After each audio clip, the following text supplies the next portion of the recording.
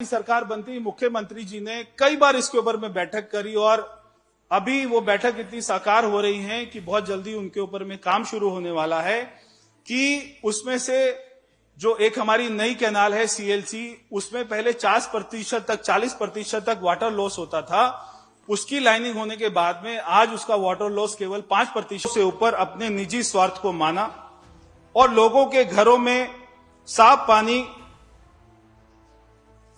आए, इससे जरूरी अपना घर पैसों से भरना समझा। हमारी सरकार ने 11 महीने में माननीय अध्यक्ष जी क्या क्या कदम उठाए, अब मैं वो बताना चाहता हूं।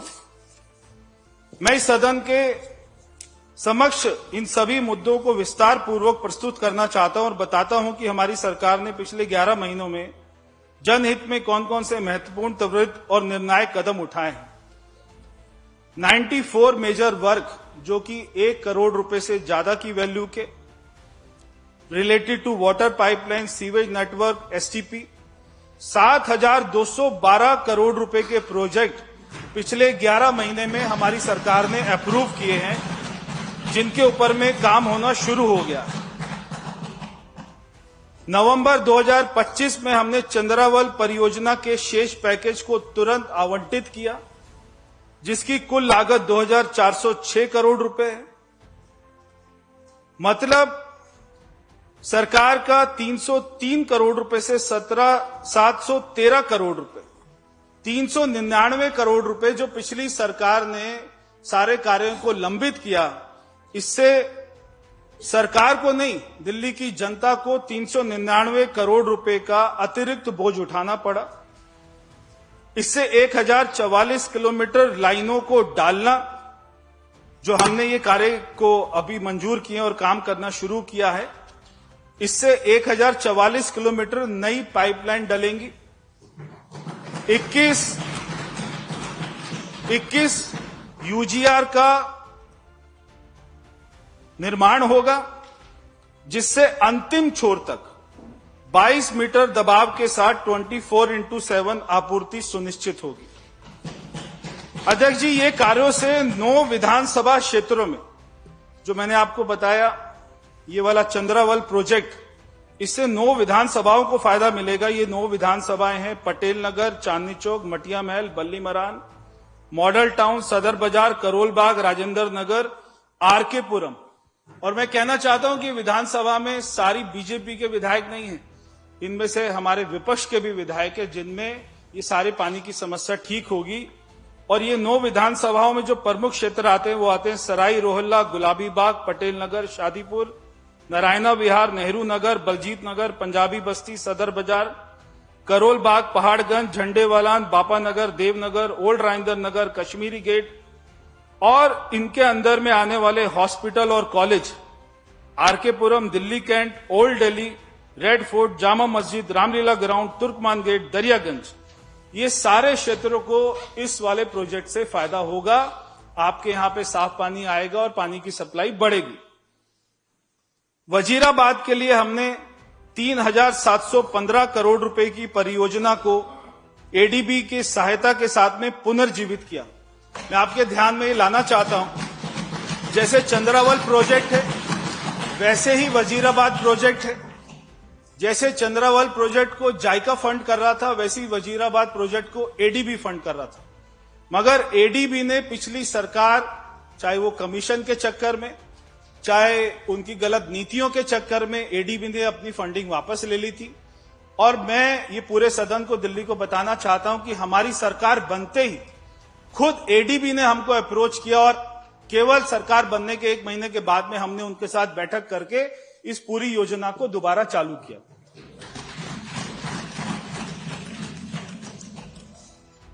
हमारी सरकार फरवरी में बनी थी और 28 अप्रैल 2025 को हमने पहली बैठक कर ली थी। ये योजना से क्या फायदा होगा? 1,697 किलोमीटर पाइपलाइन नई डाली जाएंगी। 14 यूजीआर का पुनर्निर्माण होगा और जो लोन प्रोसेसिंग है आज वो एडवांस स्टेज में पहुंच गया है। भारत सरकार की उसमें हमको मदद मिल रही है। इसमें अंतिम छोर तक 17 मीटर दबाव के साथ 24x7, यानी कि अभी हमारे माननीय सदस्य सतीश जी कह रहे थे कि 2 घंटा, 4 घंटा, 3 घंटा आती है। हम जो योजना पे काम कर रहे हैं 24x7 पानी की सप्लाई दिल्ली को मिलेगी। वजीराबाद योजना में कौन कौन से क्षेत्रों को फायदा होगा, मैं एक बार वो बताना चाहता हूं। इससे 11 असेंबली को फायदा होगा। पहले 9 असेंबली, 11 असेंबली, यानी केवल 2 प्रोजेक्ट से 20 विधानसभा क्षेत्रों को फायदा होगा।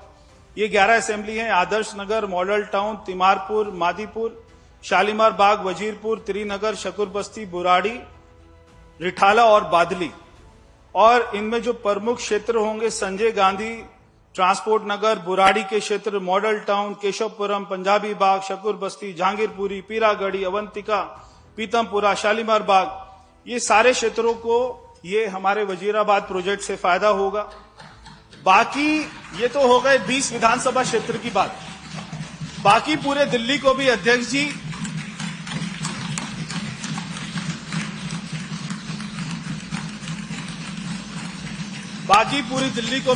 इसके बाद हमारी योजना को हमने शेष दिल्ली को 6 जोन में विभाजित किया है: east, north east, north west, west, south, south waste.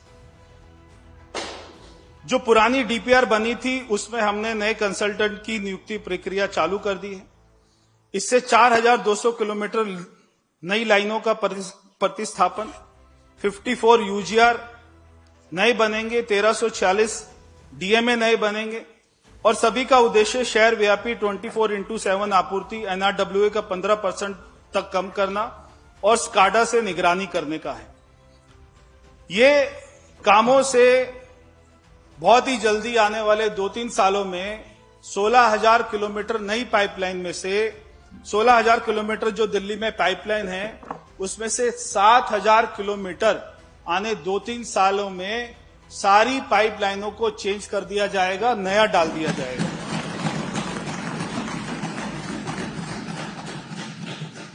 मैं आपको हमारी सरकार की कुछ जो हमारी प्रमुख उपलब्धियां हैं उसके बारे में जो काम हो चुके हैं।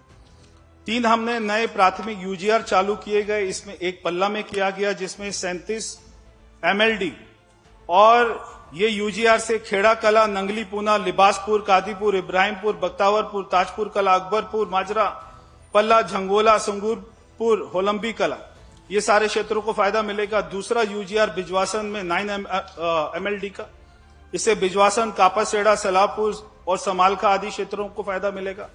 और तीसरा सिरसपुर में 12 MLD का, इससे खेड़ा कला, नंगली पूना, कादीपुर, लिबासपुर, इब्राहिमपुर, ये सारे क्षेत्रों को फायदा मिलेगा। अध्यक्ष जी, हमारी सरकार बनने के बाद में अनाधिकृत कॉलोनी में जट वो कौन कौन से क्षेत्र हैं जहां पे हमने वाटर पाइपलाइन को कमीशन कर दिया। ये क्षेत्र है नांगलोई जल आपूर्ति क्षेत्र में निम्नलिखित कॉलोनियों को हमने अधिसूचित किया: कोटला विहार फेज 2, कोटला विहार फेज 1, आकाश विहार, रनोला, ये वाला विकासपुरी विधानसभा क्षेत्र में। इसके बाद में प्रताप विहार, सतम विहार फेज 2। हमारी सरकार ने 11 महीने में 262 नए ट्यूबवेल चालू कर दिए हैं जिससे 9 MGD हमको ज्यादा पानी मिल रहा है। और इसी के साथ साथ 200 किलोमीटर की नई पाइपलाइन पिछले 11 महीनों में डाल दी गई है, शुरू हो गई है। बाकी पाइपलाइनों को डालने का काम चालू हो गया है। बहुत सारे टेंडर हमारे हो गए हैं और जल्दी हमारे काम चालू हो जाएंगे। इसके साथ जो बहुत ही महत्वपूर्ण था, ट्रंक सीवर। दिल्ली में कई दशकों तक इसकी सफाई नहीं हुई, 15-15 सालों से एक बार भी ट्रंक सीवर की सफाई नहीं हुई। हमारी सरकार ने सरकार बनते ही 170 करोड़ रुपए की लागत से 100 किलोमीटर ट्रंक सीवर पाइपलाइन की सफाई और डिसिल्टिंग का काम शुरू कर दिया है। अध्यक्ष जी, दिल्ली में लाखों घर हैं जो कि अनऑथराइज कॉलोनी और गांव में हैं जहां पे सीवर लाइन अभी तक पिछली सरकार नहीं डाल पाई थी और सबके घरों में सेप्टिक टैंक बने हुए हैं। वो सेप्टिक टैंक का भी हमारी सरकार ने संज्ञान लेते ही, पहले प्राइवेट टैंकर आते थे, 3-3 हजार रुपए लेते थे, उनका गंद उठाते थे और गंद उठाकर हमारी गाइडलाइन ये होती थी कि सबको एससीपी प्लांट में डाला जाए, मगर वो एससीपी पे उनको नहीं लेकर जाते थे और वो आसपास के नालों में डालते थे, जिससे यमुना का भी प्रदूषण बढ़ता था और हमारे भूजल का भी प्रदूषण बढ़ता था। हमारी सरकार ने आती बहुत बड़ा कदम उठाया। 300 नए टैंकर की नियुक्ति बहुत ही जल्दी हो जाएगी। इससे दिल्ली वासियों को जो उनका सेप्टिक टैंक साफ कराना पड़ता है, हम उनको फ्री फैसिलिटी देंगे। किसी को 3,000 रुपए देने की जरूरत नहीं है। हमारी सरकार का ये संकल्प है कि जब तक पूरे दिल्ली को सीवर लाइन से एक एक घर को अनऑथराइज कॉलोनी में, गांव में, झुग्गी झोपड़ी में एक एक घर को सीवर लाइन से नहीं जोड़ दिया जाता, तब तक उन लोगों को एक भी रुपया सेप्टिक टैंक को साफ करने के लिए देने की जरूरत नहीं है। दिल्ली जल बोर्ड, दिल्ली सरकार पूरी तरीके से ये सेवा उनको मुफ्त में देने जा रही। इसके अलावा मशीन की अगर मैं बात करूं तो हमने 506 सीवर सफाई मशीनें तैनात की। इनमें 30 सुपर सकर मशीनें और 16 जेटिंग कम सक्शन मशीन भी शामिल है, ताकि सीवर सिस्टम की नियमित सफाई सुनिश्चित हो और जल दूषण के जोखिम को न्यूनतम किया जा सके। पानी की उपलब्धता के बारे में मैं कहना चाहता हूं कि हमारे जो 9 WTP हैं, इनमें से हमको 865 MGD पानी मिलता है, और जो हम ये सारे ट्यूबवेल के जरिए भूजल से निकालते हैं, हमको 135 MGD यानी कि 1000 MGD पानी रोज दिल्ली वासियों के लिए उपलब्ध होता है, मगर इसमें 250 MGD का गैप है। इसके लिए भारत सरकार, हमारे प्रधानमंत्री जी, हमारे गृह मंत्री जी, हमारी मुख्यमंत्री जी 1 दर्जन से ज्यादा बैठक कर चुके हैं, और जो हिमाचल प्रदेश के साथ में 2019 में हमारा MOU साइन हुआ था, जिसमें हिमाचल प्रदेश ने हमको 113 MGD पानी अतिरिक्त देने के लिए कहा था, वो भी लंबित हो गया था। उसके लिए भी हमने बैठक करी है, और अगर ईश्वर का आशीर्वाद रहा तो बहुत जल्दी हमको हिमाचल से 113 MGD अतिरिक्त पानी मिलेगा। इसके साथ साथ हमारी हरियाणा और उत्तर प्रदेश के राज्यों से, उनके मुख्यमंत्री से, चीफ सेक्रेटरी से बात हुई है, ताकि जो उनके क्षेत्रों में इरिगेशन पर्पस के लिए ड्रिंकिंग वाटर का यूज होता है, हमने कहा है कि हम आपको अपने STP का अच्छा, क्योंकि अभी हमने क्वालिटी अपग्रेडेशन भी किया है, हम आपको अच्छा साफ पानी देंगे आपके इरिगेशन पर्पस के लिए। मगर जो पानी वहां से गंगा यमुना में से वो अपने इरिगेशन पर्पस में लेके आते हैं, कृपया उस पानी को हमको पीने के लिए दे दें, और हमारे ट्रीटेड वाटर को अपने इरिगेशन पर्पस के लिए ले लें। इसके लिए 51 क्यूसेक पानी के लिए हमारी उनसे बात चल रही है। मैं आपको बताना चाहता हूं अध्यक्ष जी कि मुनक नहर, जहां से हमको यमुना का पानी मिलता है DSB CLC कैनाल के द्वारा, हमारी सरकार बनते ही मुख्यमंत्री जी ने कई बार इसके ऊपर में बैठक करी, और अभी वो बैठक इतनी साकार हो रही है कि बहुत जल्दी उनके ऊपर में काम शुरू होने वाला है, कि उसमें से जो एक हमारी नई कैनाल है CLC, उसमें पहले 40% तक वाटर लॉस होता था। उसकी लाइनिंग होने के बाद में आज उसका वाटर लॉस केवल 5% है। ऐसे ही जो पुरानी कैनाल है DSB, आज उसमें 40% वाटर लॉस हो रहा है। हमारी मुख्यमंत्री जी ने कहा है कि इसकी भी पूरी लाइनिंग कराई जाए, ताकि वो 40% लॉस को भी 5% तक लेकर जाए। उससे भी दिल्ली की जनता को अतिरिक्त पानी उपलब्ध होगा।